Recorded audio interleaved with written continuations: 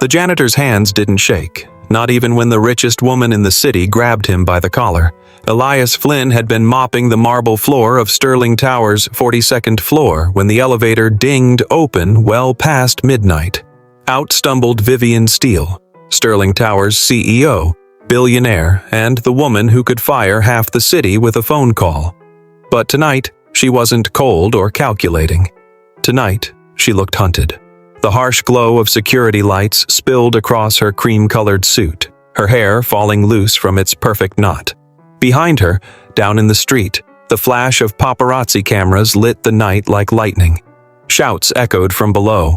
Her name, accusations, questions about scandal. Vivian's gaze snapped to Elias, and for the first time, someone powerful looked at a janitor as if he were the lifeline. "Pretend you kiss me," she ordered, voice tight but controlled. "For 10 minutes. Elias froze for only a heartbeat. Then his eyes softened, not with fear but something steadier. The mop handle clattered softly to the floor as he stepped closer. Vivian expected panic. Instead, she found calm, warm hazel eyes that met hers without flinching. 10 minutes? He murmured, barely audible over the distant shouting. "You'll have to sell it better than that." Before she could reply, he shifted her toward the shadows near the wide glass doors, angling their bodies just out of sight. His movements weren't clumsy. They were deliberate, protective, the kind a man made when shielding something precious. Cameras outside caught only silhouettes, an illusion of intimacy, nothing real. Vivian felt his hand steady her trembling arm as if to say, "You're safe." And for a woman who trusted no one, the sensation was foreign, dangerous. When the noise finally ebbed and the photographers gave up, Vivian straightened her suit with a sharp breath, expecting Elias to demand something, money, favors, anything. Instead, he simply picked up his mop. "You should take the service exit," he said quietly, already returning to work as if nothing happened.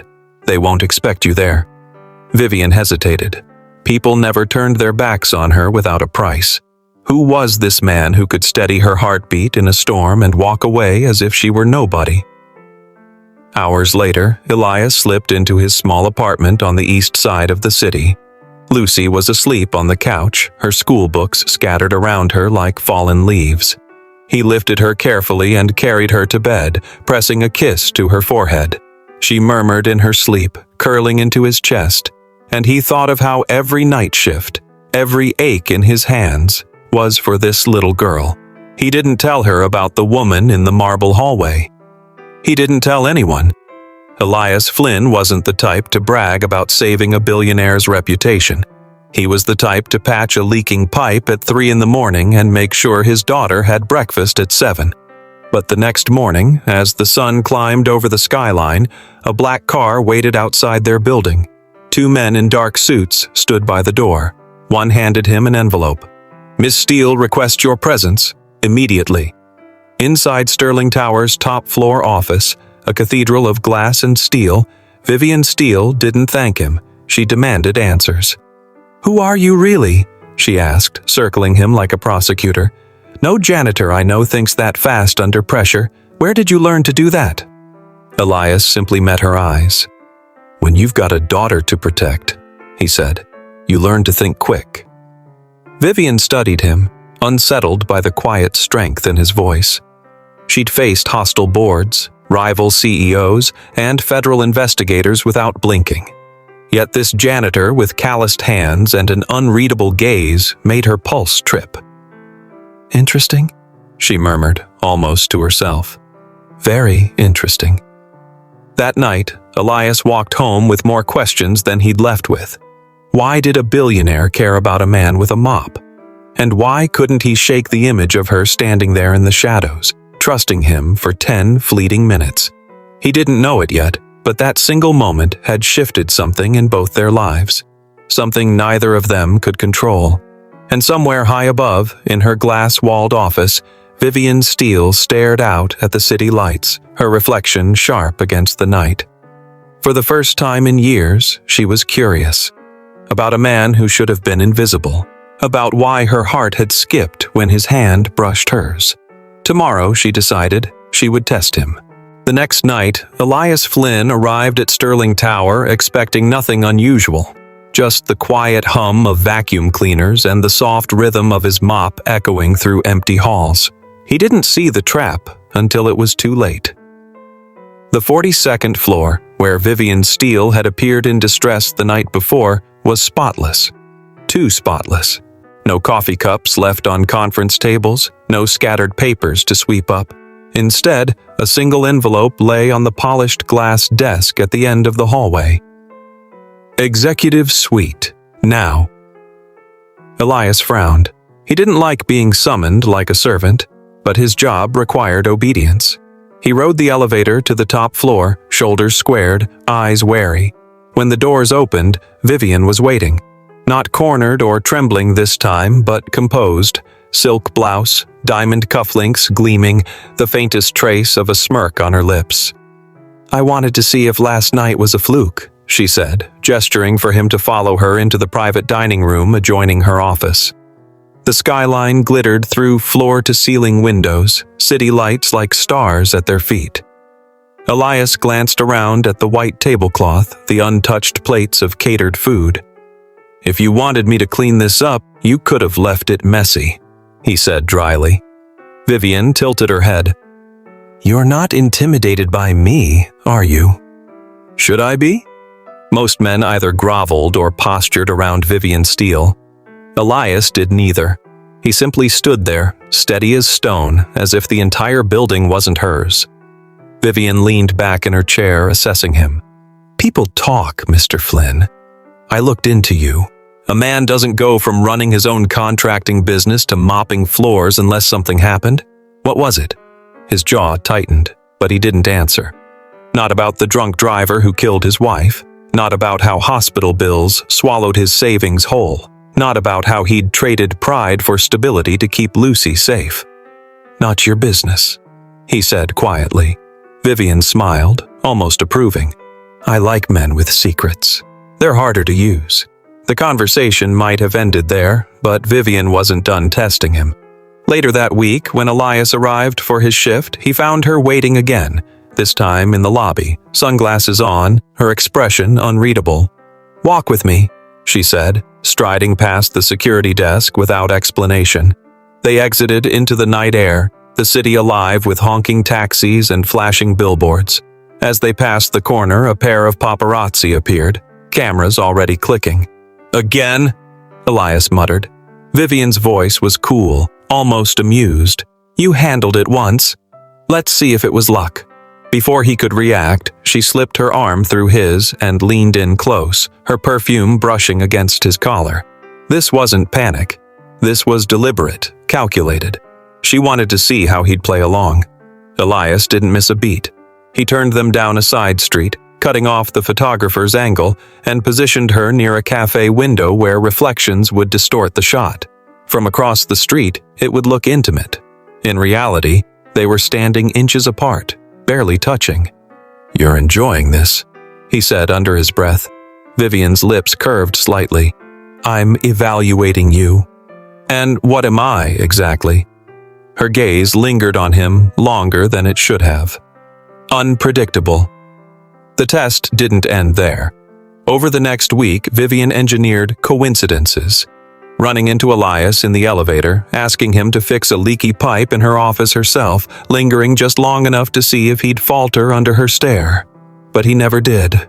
Elias Flynn worked his shift, clocked out, and went home to his daughter, refusing to be pulled into her world, and that only made Vivian want to pull harder. One evening, Lucy waited up for him, curled on the couch with her homework.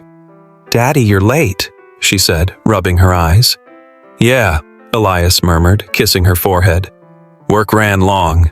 He didn't mention the CEO who kept appearing in his life, or the way her laugh, rare and sharp, lingered in his mind when he tried to sleep, but he couldn't hide everything. Lucy noticed the faint crease of worry between his brows. "Are you okay?" she asked softly. Elias forced a smile. "Always, kiddo. Go to bed." Meanwhile, in her penthouse high above the city, Vivian Steele stood by her window, glass of wine in hand, staring out into the night. She had files on Elias now, his history, his debts, the accident that had changed his life. Yet none of it explained why she couldn't stop thinking about the way he'd placed himself between her and the flashing cameras like it was instinct. This wasn't supposed to happen. She didn't get curious about men. She controlled them. Vivian set down her glass, a decision forming like steel in her spine. If Elias Flynn thought he could stay invisible, he was about to learn otherwise. Elias Flynn had spent years learning to live unseen. He liked it that way. But Vivian Steele had a way of shining a spotlight whether you wanted it or not. By the third week after their first encounter, it was no longer coincidence. Vivian was deliberately placing herself in his path, and not even trying to hide it. The first time, she had him reassigned from the basement storage level to the executive floors without explanation. The second time, she called security to escort him to her office when she found a tiny coffee stain on her glass desk. A stain that mysteriously wasn't there when he arrived. "Sit," she commanded, not even glancing at him as she typed on her sleek silver laptop. Elias didn't move. "Miss Steele, I've got a shift to finish." Her fingers stilled. Slowly, she looked up, her sharp gaze clashing with his calm one. Most people folded under that stare. Elias didn't. "Do you always disobey orders from your employer?" "I clean floors," he said evenly. "Not take orders I don't understand." Something like amusement flickered across her face. No fear, no groveling, just quiet strength. Vivian wasn't sure if she wanted to fire him or pour herself another glass of wine and keep testing how far his defiance went. Later that night, Elias found himself walking home in the cool wind, Lucy's favorite chocolate milk in one hand. But a black sedan was parked near his building. A man in a tailored suit leaned against the hood, arms crossed. "You're getting attention from the top floor," the man said without introduction. "That makes people nervous." "People?" Elias asked. "Vivian Steele's rivals. You should be careful where you stand." Elias didn't answer. He simply walked past the man, refusing to rise to the bait. But inside, alarm bells rang. If people were watching him, then Lucy was automatically in the line of fire. And that was something he would never allow. The next evening, Vivian was waiting for him again.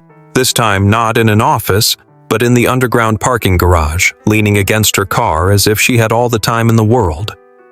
"Mr. Flynn," she said, her voice carrying a faint edge of challenge, "you're harder to corner than most executives I've met." "Maybe you're not looking in the right places," Elias said, walking past without breaking stride. Vivian straightened, heels clicking against concrete as she followed. "You're wasted as a janitor. You think fast, you move faster. What did you really do before this?" Elias kept his eyes forward. "You've already read the file. Why are you asking me?" "Because paper doesn't tell me who you are," Vivian murmured. Then, lowering her voice, "You saved me once. I don't like owing anyone, so what do you want?" That stopped him. He turned, expression cool. "Nothing. That's what bothers you, isn't it?" Vivian didn't flinch, but for the first time she felt something unfamiliar. The sense that this man, with calloused hands and no hunger for power, might be immune to everything that usually worked in her world. A few nights later, the test became something far more dangerous. Vivian invited Elias to a private event on the 60th floor, a charity gala she was hosting for Sterling Towers investors. "Just help with logistics," her message said. But when Elias arrived in his work uniform, he saw what she'd really done. She'd placed him in full view of the city's wealthiest power brokers. He caught her watching him from across the room, her champagne glass poised elegantly. The message was clear. "Let's see if you can stay invisible now." Elias handled it like he handled everything, calm, deliberate, invisible when he chose to be. He moved between tables, replaced empty glasses, fixed a fallen banner, all without drawing attention. But Vivian's eyes followed him, sharp and calculating, until someone else noticed too. A gray-haired man in an expensive suit approached Vivian. "Who's the janitor?" he asked with a sly smile. "Seems you're spending late nights with him." Vivian's eyes narrowed, but she didn't deny it. "Why do you care?"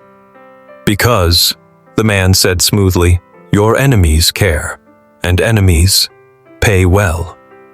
When Elias returned home that night, Lucy was awake again, sitting on the couch with worry in her small face. "Daddy, someone was outside," she whispered. "They didn't knock, just watching." Elias felt something cold settle in his chest. He crouched beside her, forcing a gentle smile. "It's okay, Lucy.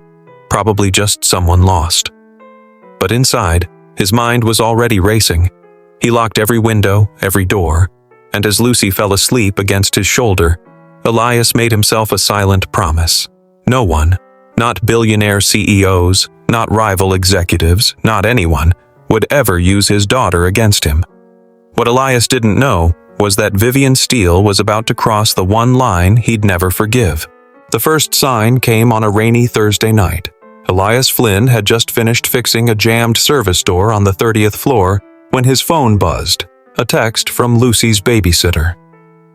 "Some man came by asking if you still lived here, said he was an old friend." Elias froze. He hadn't had old friends in years. He called immediately, but the sitter didn't answer. Heart pounding, he clocked out early and raced home through the downpour. Lucy was safe, curled up in bed, clutching her favorite stuffed rabbit. But the sitter said the man hadn't given a name, only smiled and walked away. Elias didn't sleep that night.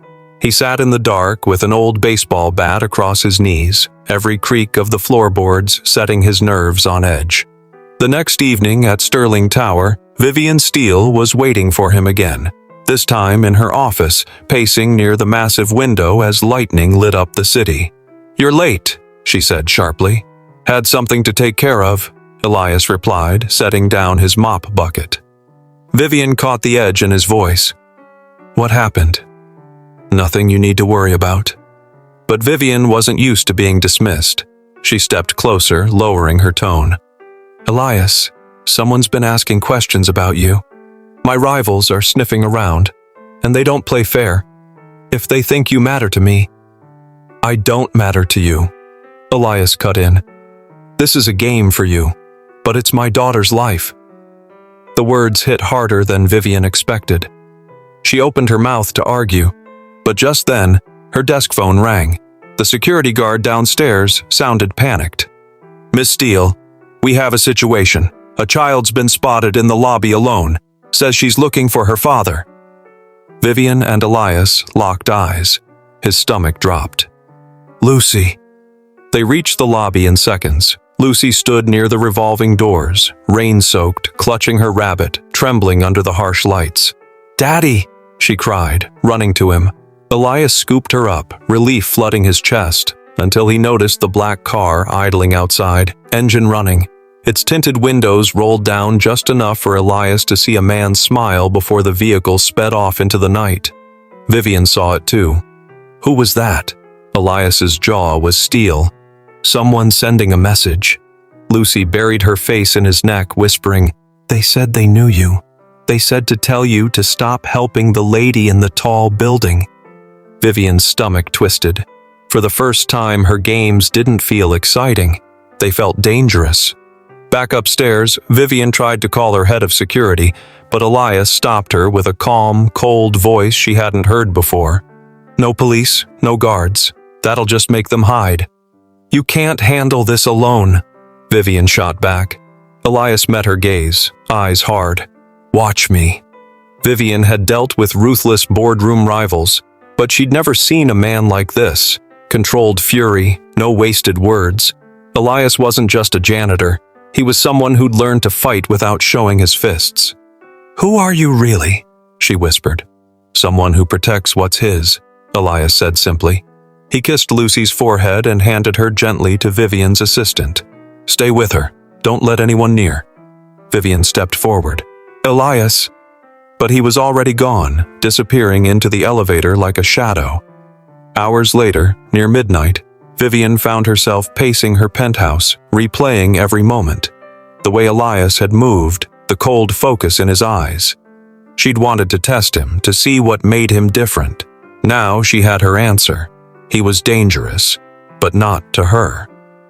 A sudden knock at her door broke her thoughts. It was Elias, dripping wet from the rain, his shirt plastered to his chest, eyes blazing. "They're not after you," he said without greeting. "They're using you to get to me." Vivian stiffened. "Why? You're a janitor." "Not always." Elias stepped inside, his voice low. "Before Lucy, before all this, I ran a small contracting company, did work for people I shouldn't have, walked away when my wife died. But some of those people don't like being walked away from." Vivian's breath caught. This wasn't a man with a tragic story. This was a man with a past powerful people wanted to bury. "Who are they?" she asked. Elias shook his head. "Doesn't matter. What matters is they think you're leverage." Vivian swallowed hard. For the first time in years, she felt something sharp and unfamiliar. Fear not for herself, but for someone else. For Lucy, for Elias. "We'll handle it," she said firmly. "Together." Elias looked at her for a long moment. "This isn't your fight." Vivian stepped closer, meeting his steady gaze. "It is now." The next 48 hours blurred into motion. Elias Flynn wasn't the kind of man to wait for trouble to knock twice. He traced the black sedan to a shell company tied to an old client from his contracting days, a man named Marcus Vale. Vale had made his fortune the dirty way, laundering money through construction projects until Elias walked away. Apparently, Vale hadn't forgiven him for that. Vivian Steele watched all this unfold from closer than she expected. For the first time in her life, the skyscraper walls of Sterling Tower didn't feel like protection. They felt like glass, fragile and thin. She stayed near Elias, not because she had to, but because she didn't trust anyone else to protect Lucy. And maybe, though she'd never admit it, because she didn't want to be away from him. That night, Elias brought Lucy to stay in Vivian's penthouse. High security, guarded entrances, key cards no stranger could fake. Lucy, in her pajamas, stared wide-eyed at the marble floors and towering windows. "Is this your house?" she asked, blinking at Vivian. Vivian knelt to her level, softening in a way she never did with adults. "Just for tonight. You'll be safe here." Lucy smiled shyly. "Daddy says you're bossy." Elias choked back a laugh. Vivian raised an eyebrow, but there was no real heat in it. For a moment, the storm outside, the danger circling them, faded. Later, when Lucy was asleep in the guest room, Elias stood by the window, watching the rain bead against the glass. Vivian joined him, holding 2 mugs of coffee. "You know," she murmured, "most people in my world would have taken my money and vanished after that first night. But you just keep showing up." "I don't care about your world," Elias said quietly. "I care about mine, and right now, my world is asleep down the hall." Vivian studied him in the dim light, his broad shoulders tense, his eyes sharp and alert. There was something magnetic about a man who stood so calmly in the storm, who refused to bend for power or money. "You don't scare easily," she said. "I don't have that luxury," Elias replied. Then, after a long pause, "Why are you still helping me? You don't owe me anything." Vivian looked away, the city lights painting her reflection on the glass. "Maybe I'm tired of being the woman nobody stands close to unless they're paid." For a moment, silence stretched between them. Not uncomfortable, but charged. The kind of silence that holds 1,000 things neither of them dared to say. The next day, Marcus Vale made his move. A message arrived at Vivian's office. A single photo of Lucy, snapped outside her school 2 days ago, with 4 words scrawled across it. "Walk away, Steele, now." Vivian's blood went cold. She turned to Elias, who studied the photo without a flicker of fear, only fury. "They want to scare you," he said. "It won't work on me." "It works on me," Vivian admitted, voice tight. "Elias, we have to do something before—" "We will," he cut in, already moving. "But my way." That night, they set the trap. Vivian used her own name as bait, leaking to the press that she'd be at an exclusive investors' dinner in a private club on the edge of town. But Elias was the real lure, staying close, visible, easy to follow. Vivian hated every second of it. As they walked into the club side by side, she whispered, "You're insane." "Just calm," Elias murmured back. "They expect fear. We'll give them something else." Inside, under crystal chandeliers and soft music, Vivian played her part perfectly, smiling for cameras, clinking glasses with executives. But her eyes were always on the door, always scanning for danger. Elias, in a borrowed suit that fit almost too well, stayed a few steps away, blending into the crowd yet radiating quiet authority.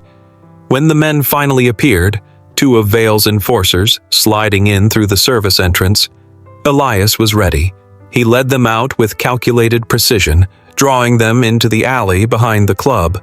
Vivian followed against his orders, her heels clicking against the wet pavement. "Stay back," Elias warned, but she didn't listen. The fight was quick and brutal. No wasted motion, no hesitation. Elias dropped the first man with a single punch to the gut, then spun to disarm the second, twisting the weapon from his hand and pinning him against the wall. "Tell Vale," Elias growled, "if he ever comes near my daughter again, he won't get a warning next time." The man nodded, gasping for air. Elias released him, letting both retreat into the darkness. Vivian stared at him, chest heaving. "Who are you?" "Just a janitor," Elias said calmly, brushing rain from his sleeve. But his eyes told another story, one Vivian couldn't stop reading. Later, back at the penthouse, the adrenaline hadn't worn off. Vivian stood in the doorway of the guest room, watching Lucy sleep peacefully. Elias appeared beside her, quiet as ever. "You were reckless," he murmured. "And you were terrifying," she whispered back. "Do you do that often?"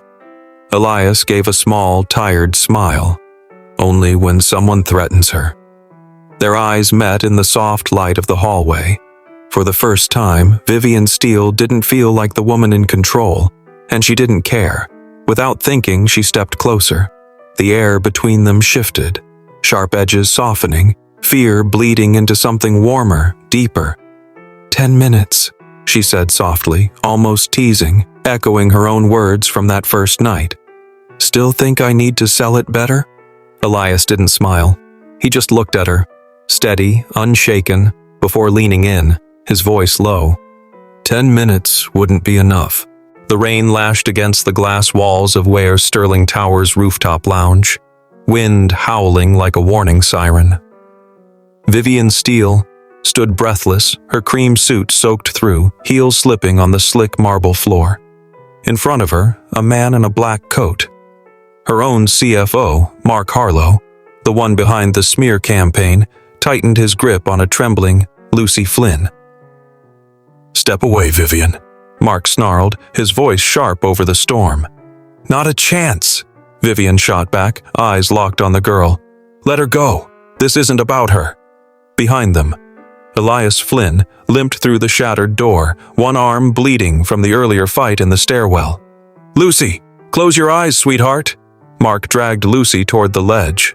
"You were supposed to fall, Vivian. You were supposed to lose everything, not make me the villain." Lightning flashed, throwing his face into sharp relief. Vivian's heart pounded, but for the first time she didn't think about her company, her reputation, or the empire she built. Only the terrified child staring back at her. "Take me instead," Vivian said suddenly, her voice cutting through the storm. "What?" Mark barked, momentarily thrown off. "Let her go. I'll walk to that ledge myself. Ruin me, Mark. Destroy my name. But she leaves alive." Lucy whimpered. "Miss Steele." Elias moved an inch closer. Mark swung the gun toward him, and in that split second, Vivian lunged. She slammed into Mark with all her strength, knocking Lucy free. The gun went off, a deafening crack, but missed as the weapon skittered across the marble. Elias scooped Lucy into his arms as security finally burst in. Mark was dragged away, shouting threats, but Vivian barely heard him. She was on her knees, shaking, rain mixing with tears. Elias knelt beside her, Lucy still clutching his neck. "You risked everything for her," Elias said quietly. Vivian met his gaze, her icy facade gone. "Some things are worth more than power." "Like family," Elias murmured. Vivian gave a small, trembling smile. "Like family." Days later, in a quiet park under clear skies, Vivian sits on a bench watching Lucy chase pigeons. No cameras, no board meetings, just peace. Elias sits beside her. "You sure you're ready for the fallout?" Vivian smirks. "Let them try. I've got better things to protect now." Lucy runs back, giggling, and squeezes both their hands.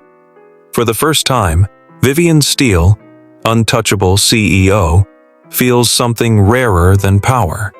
She feels home.